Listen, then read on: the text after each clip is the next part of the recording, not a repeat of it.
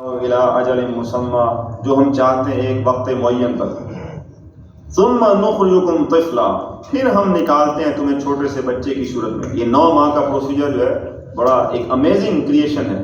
تو اللہ فرما رہے ہیں کہ اگر تمہیں باعث بعد الموت سمجھ نہیں آ رہی تو علم کی دنیا میں یہ بات مسلم ہے کہ آپ نامعلوم کو، جو آپ نہیں جانتے، اس کو معلوم سے آپ جان سکتے ہیں.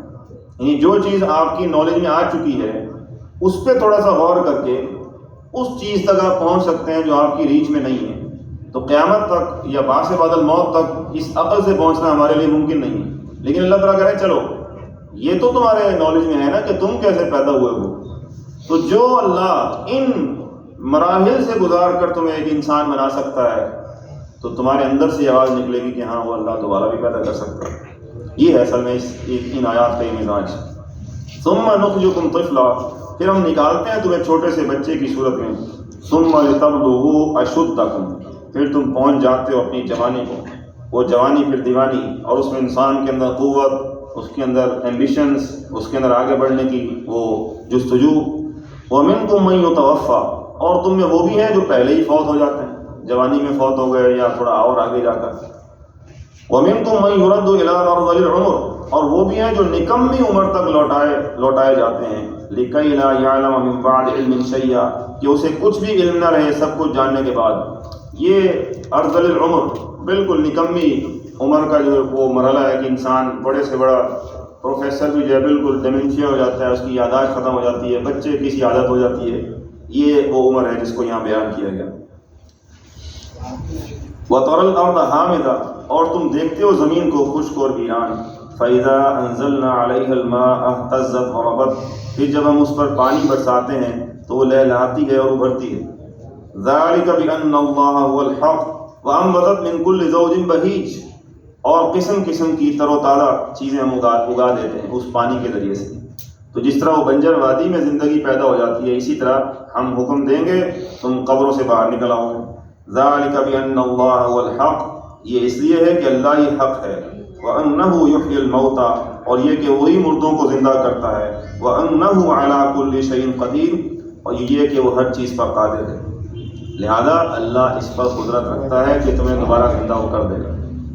وَأَنَّ السَّاعَةَ آتِيَةٌ لَا رَيْبَ فِيهَا، اور یہ کہ قیامت کے آ کر رہے گی، اس میں کوئی شک نہیں. وَأَنَّ اللَّهَ يَبْعَثُ مَن فِي الْقُبُورِ، اور یہ کہ اللہ اٹھائے گا ان کو جو قبروں میں ہیں. یہ تھا اصل مضمون جس کے لیے پورا انسانی تخلیق کے جو مراحل ہیں، ایمبریو کی جو سٹیجز ہیں، ڈیولپمنٹ، اس کو بیان کیا گیا کہ باعث بعد الموت کا یہ واقعہ لازماً ہو کر رہے گا اور اللہ کے لیے مشکل نہیں ہے، اللہ ہر چیز پر قادر ہے. وَمِنَ النَّاسِ مَن يُجَادِلُ فِي اللَّهِ، اور لوگوں میں سے کوئی ایسا بھی ہے جو اللہ کے بارے میں جھگڑتا ہے. بغیر علم ولا هدى ولا کتاب منیر، حالانکہ نہ اس کے پاس علم ہے، نہ کوئی ہدایت ہے اور نہ کوئی روشن کتاب.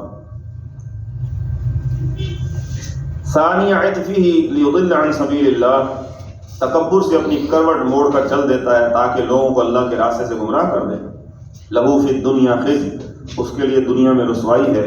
ونذیقہ یوم القیامۃ عذاب الحریق، اور قیامت کے دن ہم اسے جلانے والے عذاب کا مزہ چکھائیں گے. ذالک بما قدمت یداک، اور اسے کہا جائے گا یہ سب کچھ تیرے اپنے ہاتھوں کے کرتوتوں کی وجہ سے ہے، یہ سب تمہاری اپنی کمائی ہے جو تم نے دنیا میں کی ہے. وَأَنَّ اللَّهَ لَيْسَ بِظَلَّامٍ لِّلْعَبِيدِ، اور یہ کہ اللہ اپنے بندوں پر ظلم کرنے والا نہیں ہے.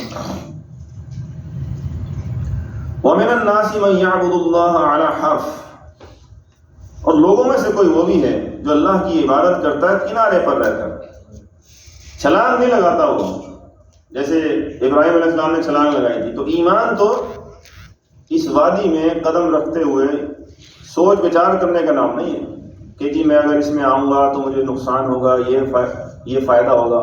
ifs and buts کے ساتھ نہیں. لوگوں میں سے اکثر ایسے ہیں جو آتے تو ہیں، شامل ہو جاتے ہیں، لیکن وہ پوری طرح شامل اس لیے نہیں ہوتے کہ کہیں نقصان نہ ہو جائے، بچ بچ کر چلتے ہیں. اس کو کہا گیا وَمِنَ النَّاسِ مَن يَعْبُدُ اللَّهَ عَلَى حَرْفٍ، اور لوگوں میں سے کوئی وہ بھی ہے جو اللہ کی عبادت کرتا ہے کنارے پر رہ کر. یعنی اپنے آپ کو خطرات سے اور مشکلات سے دوچار کرنے سے انسان جب پرہیز کرنا شروع کر دے، کسی اجتماعیت میں داخل ہو گئے، شامل ہو گئے، لیکن اب اس کے تقاضے ادا نہیں کر رہے، جہاں پہ آسانی ہوئی چل پڑے، جہاں پہ کوئی تقاضا سامنے آ گیا تو پیچھے پس و پیش سے کام لینا شروع کر دیا. یہ اصل میں وہ بیماری ہے جس کو نفاق کا نام دیا گیا. تو گہرے پانی میں جانے کا خطرہ مول نہیں لیتے یہ لوگ. ان لوگوں کو اللہ تعالیٰ پسند نہیں کرتا. اور اسی لیے اللہ تعالیٰ نے پہلے ہی بات کر دی تھی سورۃ البقرہ میں کہ ذرا سوچ سمجھ کے آنا, ہم تو تمہیں لازماً آزمائیں گے. وَلَنَبْلُوَنَّكُمْ بِشَيْءٍ مِّنَ الْخَوْفِ وَالْجُوعِ وَنَقْصٍ مِّنَ الْأَمْوَالِ وَالْأَنفُسِ وَالثَّمَرَاتِ وَبَشِّرِ الصَّابِرِينَ. تو لہٰذا یہ جو ایمان کا راستہ ہے یہ پھولوں کی سیج نہیں ہے, کانٹوں بھرا راستہ ہے. لیکن یہی لوگ تو ہیں جو اللہ کو محبوب ہیں, اور جو کنارے کنارے چلتے ہیں وہ یہ ہے کہ تھوڑا بہت حاضری بھی لگا دیتے ہیں, شکل بھی دکھا دیتے ہیں, ہاں جی ہم بھی آئے تھے, اور یہ ہے کہ اور اپنے کام کار میں بھی مصروف ہیں. پوری طرح جو ہے ایک وہ کیفیت چاہیے جس کو فارسی میں کہا جاتا ہے اس میں ہرچے باد آباد ماں کشتی در منداختے, کہ اپنی کشتی کو تم موجوں کے حوالے کر دو بس. اب یہ ہے کہ جب وہ پانی آگے بڑھے گا اس کشتی کو آگے لے کے چلے گا تو کشتی بھی چلے گی, ورنہ وہ کشتی ٹھہری ہوئی یا ڈوبے گی تو ہم بھی ڈوبیں گے. اس کیفیت کے ساتھ جو ہے ایمان کو قبول کرنا یہ مطلوب ہے. تو یہ سواد کوئے جانا, یہ قدم قدم بلائیں وہ ابھی سے لوٹ جائیں جنہیں زندگی ہو پیاری. اسلام تو قرآن تو یہ بات کرتا ہے کہ بھائی اگر آپ نے کچھ شرائط کے ساتھ اگر آنا ہے تو آپ نہ آئیے, مہربانی آپ گھر میں ہی بیٹھے رہیں. آنا ہے تو پورے کے پورے ہو. یا ایھا الذین آمنوا ادخلوا فی السلم کافہ, اے ایمان کے دعوے دارو اسلام میں پورے کے پورے داخل ہو. یہ نہیں کہ کنارے کنارے بچ بچ کر اور یہ کہ فائدے اور نقصان کی ایویلویشن کرتے ہوئے چلنا کسی اجتماعیت میں, یہ مطلوب نہیں ہے. جی چاہا تو آ گئے, جی نہ چاہا تو گھر میں بیٹھے رہے. رخصت طلب کرنا تو دور کنار, بتانا بھی جو ہے وہ ان پر شاک گزرتا ہے. یہ ساری چیزیں ان لوگوں کو سمجھ آ رہی ہوں گی جو کسی اجتماعیت میں شامل ہوتے ہیں. اور یہ مضامین سمجھ نہیں آ سکتے جب تک انسان کسی اجتماعیت میں خود بذات خود شامل نہ ہو. یہ مضامین بڑے گہرے مضامین ہیں. اجتماعی زندگی کے مسائل, یہ نفاق کیا ہوتا ہے, یہ نجوہ کیا ہوتا ہے, اپنی رائے کو پس و پیش ڈال کر کسی ذمہ دار کی رائے کو قبول کرنا یہ کتنا مشکل ہوتا ہے, یہ ساری چیزیں. تو یہاں پہ اس کی طرف اشارہ کیا جا رہا ہے کہ حق کو قبول کرنا ہے تو پوری اس منجدھار میں چھلانگ لگاؤ. یہ نہیں ہے کہ کنارے کنارے تم چل رہے ہو. وَمِنَ النَّاسِ مَن يَعْبُدُ اللَّهَ عَلَى حَرْفٍ, لوگوں میں سے کوئی وہ بھی ہے جو اللہ کی عبادت کرتا ہے کنارے پر رہ کر. اور اس کی وہ کیفیت کیا ہوتی ہے, فَإِنْ أَصَابَهُ خَيْرٌ اطْمَأَنَّ بِهِ, تو اگر اسے کوئی فائدہ پہنچے تو اس پر مطمئن رہتا ہے. وَإِنْ أَصَابَتْهُ فِتْنَةٌ انقلب عَلَى وَجْهِهِ, اور اگر اسے کوئی آزمائش آ جائے تو اپنے منہ کے بل الٹا پھر جاتا ہے. خسر الدنیا والآخرہ, وہ خسارے میں رہا دنیا میں بھی اور آخرت میں بھی. ذالک هو الخسران المبین, یہی تو کھلا خسارہ ہے. یدعو من دون اللہ ما لا یضرہ وما لا ینفعہ, وہ پکارتا ہے اللہ کو اس کے سوا جو نہ اسے کوئی ضرر پہنچا سکتے ہیں اور نہ ہی نفع دے سکتے ہیں. ذالک هو الضلال البعید, یہی ہے بہت دور کی گمراہی. یدعو لمن ضرہ اقرب من نفعہ, وہ پکارتا ہے اس کو جس کا ضرر اس کے نفع سے قریب تر ہے. اگر اللہ کو چھوڑ کر کسی اور معبود کو انسان پکارے گا تو فائدہ تو اسے کوئی پہنچا نہیں سکتا, نقصان ضرور پہنچائے گا, کیونکہ اس کا پکارنا اللہ کی نگاہ میں گویا کہ بہت بڑا جرم ہے. کسی غیر اللہ کو پکارنا فائدہ تو کوئی پہنچا نہیں سکتا, نقصان ضرور پہنچائے گا. لبیس المولا و لبیس العشیر, بہت ہی برا ہے وہ مددگار اور بہت ہی برا ہے وہ رفیق جو دوست بنتا ہے اس کا, غیر اللہ سے مدد مانگتا ہے, اس کو پکارتا ہے. ان اللہ یدخل الذین آمنوا وعملوا الصالحات, یقیناً اللہ داخل کرے گا ان لوگوں کو جو ایمان لائے اور جنہوں نے نیک عمل کیے. جنات تجری من تحتها الانہار, ان باغوں میں جن کے دامن میں ندیاں بہتی ہوں گی. ان اللہ یفعل ما یرید, یقیناً اللہ کرتا ہے جو چاہتا ہے. من کان یظن ان لن ینصرہ اللہ فی الدنیا والآخرہ, جس شخص کو یہ گمان ہو کہ اللہ ہرگز اس کی مدد نہیں کرے گا دنیا اور آخرت میں, فَلْيَمْدُدْ بِسَبَبٍ إِلَى السَّمَاءِ, تو اسے چاہیے کہ وہ رسی آسمان کی طرف تانے. ثُمَّ لْيَقْطَعْ, پھر اسے کاٹ دے. یہ اصل میں بات کی جا رہی ہے کہ جو اہل ایمان ہیں ان کو چاہیے کہ اللہ کی رحمت سے کبھی مایوس نہ ہو. جیسے ابھی میں بات کر رہا تھا کہ بظاہر آج ہمیں اسلام کا غلبہ, مسلمانوں کی ڈومیننس دور دور تک نظر نہیں آ رہی. بظاہر تو یہ لگ رہا ہے کہ کفار کا یہ غلبہ اور ان کی جو اس وقت پاور ہے وہ کبھی ختم ہونے والی نہیں ہے. لیکن یہاں کہا جا رہا ہے کہ اللہ سے کبھی نا امید نہ ہو. اور اس کی مثال دی جا رہی ہے کہ جس کو یہ گمان ہو کہ اللہ کبھی اس کی مدد نہیں کرے گا دنیا اور آخرت میں، تو اس کو چاہیے کہ آسمان کی طرف ایک رسی لٹکائے پھر اسے کاٹ دے۔ یعنی کیا اشارہ ہے کہ اللہ سے اس نے پہلے امید باندھی تھی، لیکن بعد میں وہ مایوس ہو گیا تو اس نے گویا کہ رسی اب کاٹ دی۔ فَلْيَنْظُرْ هَلْ يُذْهِبَنَّ كَيْدُهُ مَا يَغِيظُ، پھر دیکھے کہ کیا اس کی یہ تدبیر اس چیز کو دور کر دیتی ہے جو اسے غصے میں لاتی ہے۔ یعنی وہ پھر کیا ہوگا، پھر وہ تو اب گرے گا زمین پر، اور ہو سکتا ہے کوئی چیل کبے جو اس کو فضائی میں نوچ کر کھا جائیں۔ یعنی اللہ سے امید اس نے کاٹ دی۔ یہاں پہ میسج یہ ہے کہ تم دین کے غلبے کے لیے کام کرو اور اپنی جو پوری بھرپور کوشش کرو، ایک اجتماعیت میں شامل ہو کر اللہ کو راضی کرنے کی کوشش کرو۔ جب اللہ چاہے گا وہ دین کا غلبہ ہو جائے گا، تمہیں اس سے سروکار نہیں ہونا چاہیے، تم نے اپنی ایفرٹ کرنی ہے، لیکن درمیان میں کبھی مایوس نہیں ہونا۔ مایوس اگر ہو گئے تو ایسے ہی ہے جیسے تم لٹکے ہوئے تھے رسی کے ساتھ، اگر خود ہی تم نے رسی کاٹ دی، اب کیا بنے گا؟ انسان کا تو زمین پہ بالکل وہ پٹخ دیا جائے گا، اس کا بھرکس نکل جائے گا۔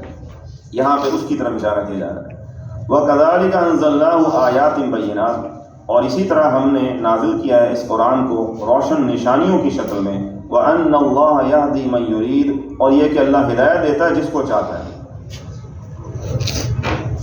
إِنَّ الَّذِينَ آمَنُوا وَالَّذِينَ هَادُوا وَالصَّابِئِينَ وَالنَّصَارَى وَالْمَجُوسَ وَالَّذِينَ أَشْرَكُوا، یقیناً وہ لوگ جو محمد صلی اللہ علیہ وسلم پر ایمان لائے اور جو یہودی، مجوسی اور عیسائی ہیں، اور جن لوگوں نے شرک کی روش اختیار کی ہے۔ إِنَّ اللَّهَ يَفْصِلُ بَيْنَهُمْ يَوْمَ الْقِيَامَةِ، یقیناً اللہ فیصلہ کرے گا ان کے مابین قیامت کے دن۔ اب یہ مختلف طرح طرح کے عقائد رکھنے والے لوگ آج موجود ہیں نا، مثال کے طور پہ ایمان والے بھی موجود ہیں، اللہ والے بھی موجود ہیں، یہودی بھی ہیں، مجوسی بھی ہیں، عیسائی بھی ہیں، ہر کوئی کہتا ہے کہ ہم ٹھیک ہیں۔ تو اصل فیصلہ قیامت کے دن اللہ تعالیٰ فرما رہے ہیں کہ ہم ان کے مابین فیصلہ کر دیں گے۔ ان اللہ یفصل بینہم یوم القیامہ ان اللہ علی کل شیء شہید، یقیناً اللہ ہر چیز پر گواہ ہے۔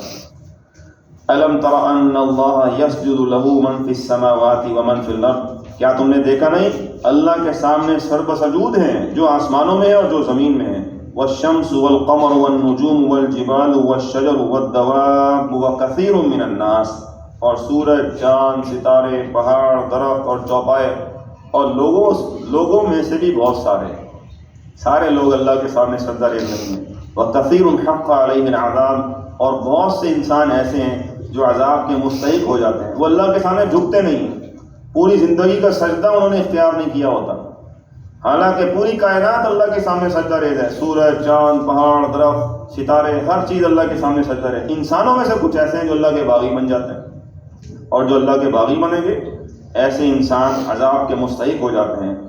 وَمَن يُهِنِ اللَّهُ فَمَا لَهُ مِن مُكْرِمٍ، اور جس کو اللہ ہی رسوا کر دے پھر اسے عزت دینے والا کوئی نہیں۔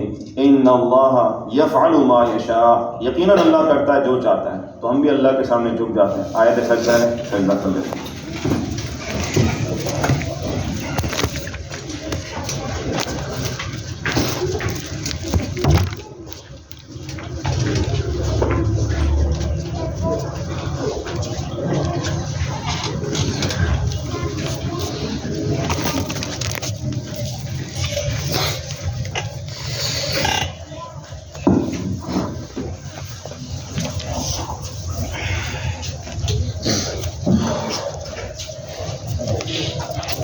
اعوذ باللہ من الشیطان الرجیم، بسم اللہ الرحمن الرحیم۔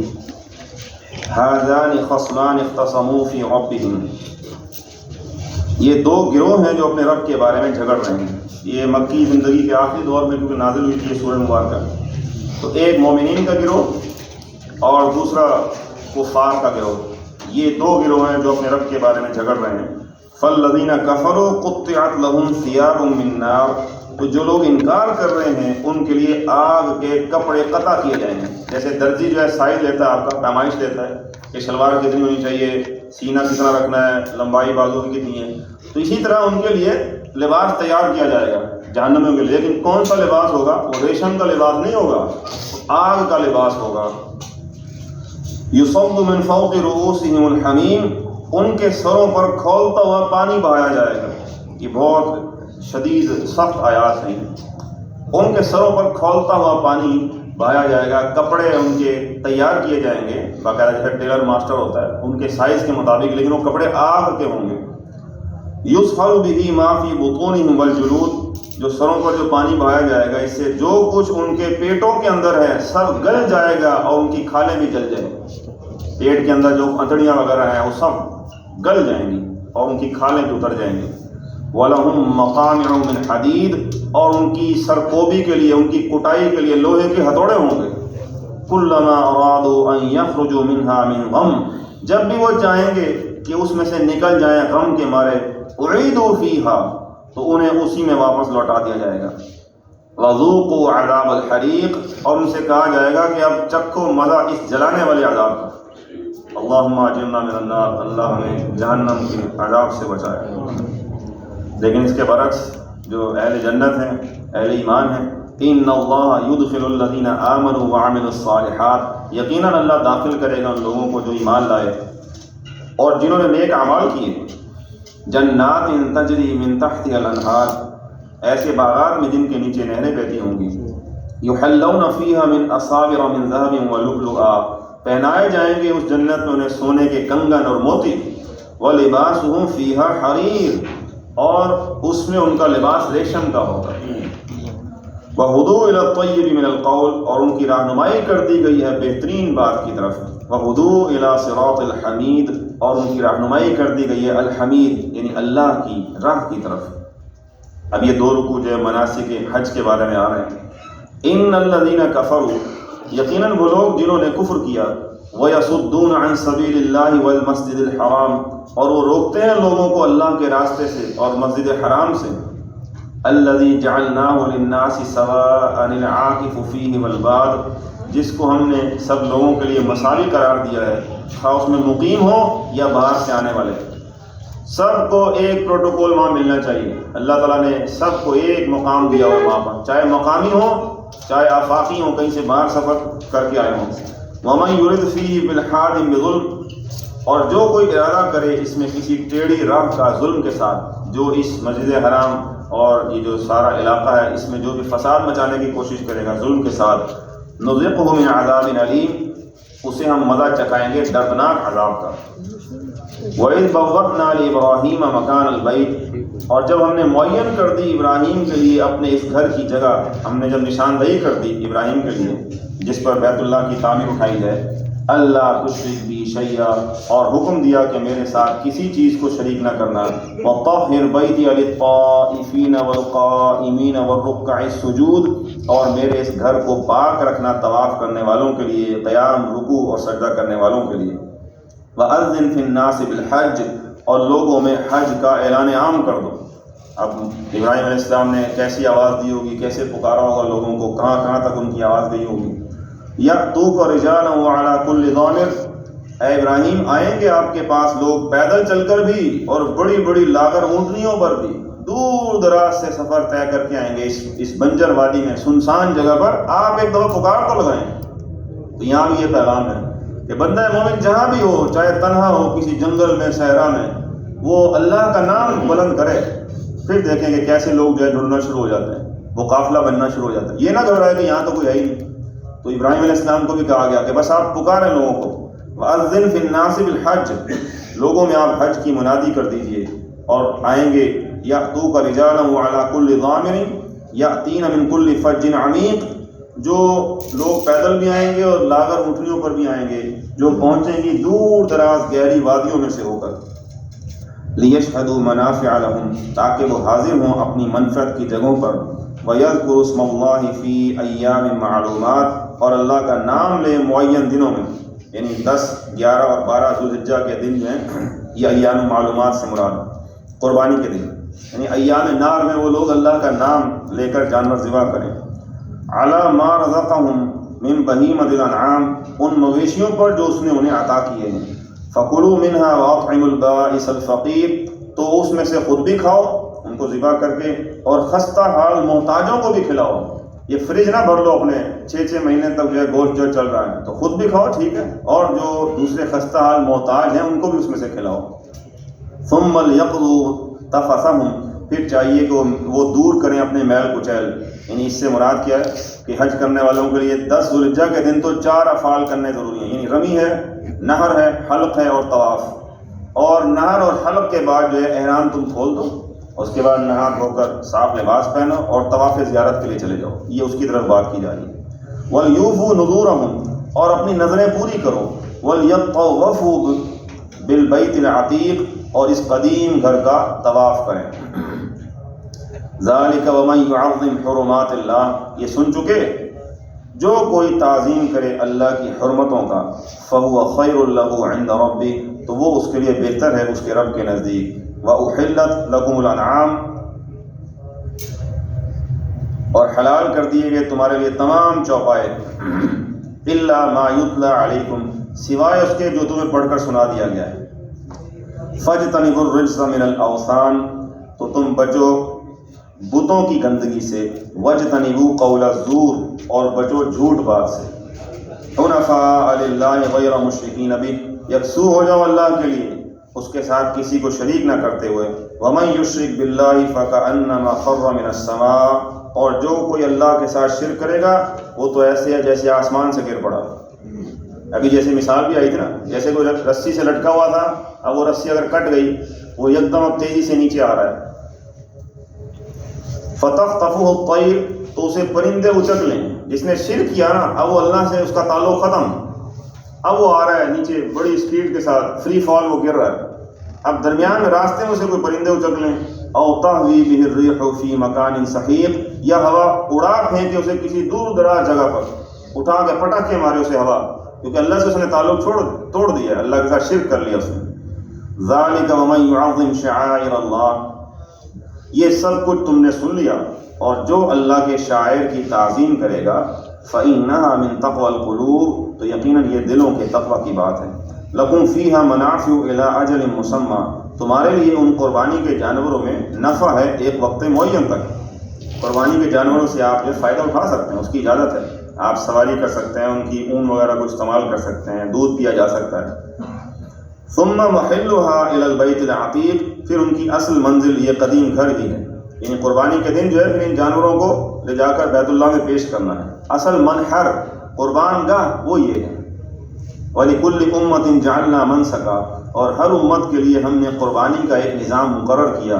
لِيَذْكُرُوا اسْمَ اللَّهِ عَلَىٰ مَا رَزَقَهُم مِّن بَهِيمَةِ الْأَنْعَامِ، تاکہ وہ اللہ کا نام لیا کریں ان مویشیوں پر جو اس نے انہیں عطا کیے ہیں. فَإِلَٰهُكُمْ إِلَٰهٌ وَاحِدٌ فَلَهُ أَسْلِمُوا، تو جان لو کہ تمہارا معبود ایک ہی معبود ہے، تو تم اسی کے سامنے سر تسلیم خم کرو، پوری زندگی اسی کے سامنے جھکا دو، سرنڈر کر دو. وبشر المخبتین، اور اے نبی صلی اللہ علیہ وسلم بشارت دے دیجیے عاجزی اختیار کرنے والوں کو. یہ مخبتین کون ہیں؟ عاجزی کرنے والے. الذین اذا ذکر اللہ وجلت قلوبہم، وہ لوگ کہ جب اللہ کا ذکر کیا جاتا ہے تو ان کے دل لرز اٹھتے ہیں. اللہ کا قرآن پڑھا جاتا ہے، اللہ کی کوئی یاد کی بات، کوئی ذکر کیا جاتا ہے تو ان کے دل کانپ اٹھتے ہیں، لرز اٹھتے ہیں. والصابرین علی ما اصابہم، اور ان کو جو بھی تکلیف پہنچے اس پر صبر کرنے والے ہیں. دین کے راستے میں، دین پر چلتے ہوئے، دین کی دعوت اور دین کی اقامت کے راستے میں ان پر جو بھی مشکلات آئیں اس پر وہ ڈٹے رہتے ہیں. والمقیم الصلاۃ ومما رزقناہم ينفقون، اور نماز قائم کرنے والے ہیں اور جو کچھ ہم نے ان کو دیا ہے اس میں سے وہ خرچ کرتے ہیں. والبدن جعلناها لكم من شعائر اللہ، اور قربانی کے اونٹوں کو ہم نے تمہارے لیے شاعر اللہ میں سے بنایا ہے. شاعر شعور سے نکلا ہے، یعنی وہ چیزیں جن سے اللہ کی خلاقی کا شعور حاصل ہو. تو یہاں اللہ تعالیٰ اونٹوں کو بھی، قربانی کے جو اونٹ ہیں، اتنا لمبا تڑنگا ایک جانور اللہ نے پیدا کر دیا، اتنی لمبی گردن ہے، اور کیا اس کے اندر ایک ریگستان کا جہاز اس کو کہتے ہیں. تو یہ بھی قربانی کے جو اونٹ ہیں ہم نے تمہارے لیے شاعر اللہ میں سے بنایا. لکم فیہا خیر، تمہارے لیے ان میں بھلائی ہے، گوشت کھاتے ہو، خود بھی کھاتے ہو، غربا کو بھی کھلاتے ہو. فاذکروا اسم اللہ علیہا صواف، تو تم ان پر اللہ کا نام لو انہیں صفوں میں کھڑا کر کے. یہ صافہ کی جمع ہے، صواف یعنی صف میں کھڑے ہوئے. یہ آپ کو معلوم ہے کہ اونٹ کو قربانی کرنے کا طریقہ کیا ہے، کہ وہ تو چھوٹا جانور تو نہیں ہے کہ لٹا کے ان کو کھڑا کیا جاتا ہے، جتنے بھی اونٹ ہیں ان کو، اور کھڑا کر کے ان کی یہاں گردن میں ایک برچھا مارا جاتا ہے، نیزہ مارا جاتا ہے. اس سے کیا ہے کہ ایک خون کا فوارہ چھوٹتا ہے اور بلیڈنگ کی وجہ سے پھر وہ جب کمزور ہو جاتے ہیں پھر وہ گر پڑتے ہیں. یہ ایک طریقہ ہے خاص جو اونٹ کو ذبح کرنے کا. اور حدیث میں آتا ہے بڑا پیارا ایک واقعہ ملتا ہے کہ حجۃ الوداع کے موقع پر نبی اکرم صلی اللہ علیہ وسلم نے 100 اونٹوں کی قربانی دی. اور وہ یہی تھے کہ وہ لائن میں قطار میں کھڑے ہوئے تھے اور 63 اونٹوں کو آپ صلی اللہ علیہ وسلم نے اپنے دست مبارک سے خود اسی طرح نہر فرمایا تھا کہ اس طرح یہاں برچھا مار کے وہ جو ہے پھر وہ خون نکلتا تھا، پھر وہ گر جاتا، پھر اگلا آتا تھا. اس کے بارے میں آتا ہے کہ جو ہی آپ صلی اللہ علیہ وسلم ایک اونٹ کو برچھا مارتے تھے اور وہ گر جاتا تھا، اگلا اونٹ خود گردن پیش کر دیتا تھا. کہ کتنی خوش قسمتی ہے کہ ہمیں دست محمدی علیہ صاحب الصلاۃ والسلام سے قربان ہونے کا ہے. اب یہ اونٹ کو بھی اللہ تعالیٰ نے شعور دیے تو وہ خود بخود جو آگے گردن پیش کر دیتے. تو یہ گویا کہ آپ کے ہاتھوں ذبح ہونا ان کے لیے بہت بڑی اعزاز کی بات تھی، جس کو مولانا روم نے غالباً اسی طرح کہا نا کہ نشوت نصیب دشمن کے شبت تلے خلا کے تیغت سرے دوستاں سلامت کہ تو خنجر آزمائی. کہ ہمارا محبوب اگر ہمیں قربان کر رہا ہے تو یہی ہماری سب سے بڑی گویا کہ سعادت ہے کہ وہ ہم اس کے ہاتھوں قربان ہو رہے ہیں، ورنہ کوئی اور اگر ہمیں مارتا تو مرنا تو ویسے بھی تھا. تو یہ ایک اندازہ. تو یہ شعور جو اللہ تعالیٰ نے یہ مختلف چیزوں. اچھا ایک اور آپ بات سن، یہ تو ہے چلو جانور اونٹ. ایک کھجور کے سوکھے تنے کے بارے میں آتا ہے کہ نبی اکرم صلی اللہ علیہ وسلم ایک سوکھی لکڑی اس کو ایسا شعور عطا کیا اللہ تعالیٰ نے کہ شروع میں مسجد نبوی میں اس کے اندر حضور صلی اللہ علیہ وسلم جس جگہ پر کھڑے ہو کر خطبہ ارشاد فرمایا کرتے تھے وہاں کھجور کا ایک خشک تنا موجود تھا، اور خطبے کے لیے جب کھڑے ہوتے تو اس کے ساتھ ٹیک لگا لیا کرتے تھے. کھجور کا ایک خشک تنا. بعد میں پھر یہ کہ آپ صلی اللہ علیہ وسلم کے لیے ممبر بنا دیا گیا تو وہ ہٹا دیا گیا. وہ لکڑی جب ہٹی ہے خشک تنا تو اس کے اندر سے ایسے بلکنے کی آوازیں آ رہی تھی جیسے بچہ بلک کر روتا ہے. یعنی وہ اس کے اندر سے ایسی آواز آ رہی ہے. اور وہ معاملہ کیا تھا کہ اب اسے یہ محسوس ہو رہا تھا کہ اب میں محمد عربی صلی اللہ علیہ وسلم کے جسم اثر جو مجھ سے ٹچ ہوتا تھا اور مجھے یہ سعادت حاصل ہوتی تھی اب میں اس سے محروم کر دیا گیا ہوں، کیونکہ مجھے تو ہٹا دیا گیا، اب ممبر بن گیا. تو یہ چیزیں ہیں جو انسان جو ریشنلسٹ قسم کے لوگ ہیں جو سائنٹیفک ریشنلزم پہ بلیو رکھتے ہیں وہ ان چیزوں کو مانتے ہیں. لیکن انہیں کیا پتا. یہ مولانا روم نے بات کی نا کہ فلسفی کو منکر حنانہ است از حواس انبیاء بیگانہ است. یہ فلسفی اور یہ سائنسدان قسم کے لوگ ان کو کیا پتا یہ مقام انبیاء کیا ہوتا ہے اور محمد رسول اللہ صلی اللہ علیہ وسلم کا وہ مقام و مرتبہ کیا ہے. یہ جو چیزیں جن کو ہم بے جان سمجھتے ہیں، کوئی بھی چیز جو ہے ہر چیز میں شعور موجود ہے، ہر چیز کے اندر جو ہے وہ ایک چیز موجود ہے. تو وہ یہاں پہ وہ تذکرہ آ گیا تھا کہ اونٹ جو ہے وہ جب تم ذبح کرو تو وہ ان کو صف در صفوں میں کھڑا کر کے ان پر اللہ کا نام لو. تو یہ دو واقعات خصوصیت کے ساتھ ملتے ہیں کہ وہ اونٹ اپنی گردن خود پیش کر دیا کرتے تھے اور ستون حنانہ وہ جو بل بلاتی ہوئی آواز جس میں سے آ رہی تھی وہ ستون حنانہ جو ہے اس کی یہ جو واقعات ہیں ہمیں ملتے ہیں سیرت کے اندر. فَإِذَا وَجَبَتْ جُنُوبُهَا تو جب ان کے پہلو زمین پر ٹک جائیں، خون بہنے سے وہ اونٹ جب کمزور ہو جاتا ہے تو وہ ایک طرف کو اپنی کروٹ کے بل زمین پر گر پڑتا ہے. فَكُلُوا مِنْهَا جب وہ گر پڑے تو اب اس میں سے تم خود بھی کھاؤ، کھال اتار کر اس کا گوشت بناؤ. وَأَطْعِمُوا الْقَانِعَ وَالْمُعْتَرَ اور قناعت سے بیٹھے رہنے والوں اور سوال کرنے والوں دونوں کو کھلاؤ. ایک وہ ہیں جو شاپر اٹھا کے جاتے ہیں کہ دے دو ہمیں، ان کو بھی دو. ایک وہ ہیں جو سوال نہیں کرتے، ان کو بھی دو. سوال کرنے والوں کو بھی دو اس میں سے، اور جو قناعت سے بیٹھا ہوا ہے جو سوال نہیں کر رہا اس کو بھی دو.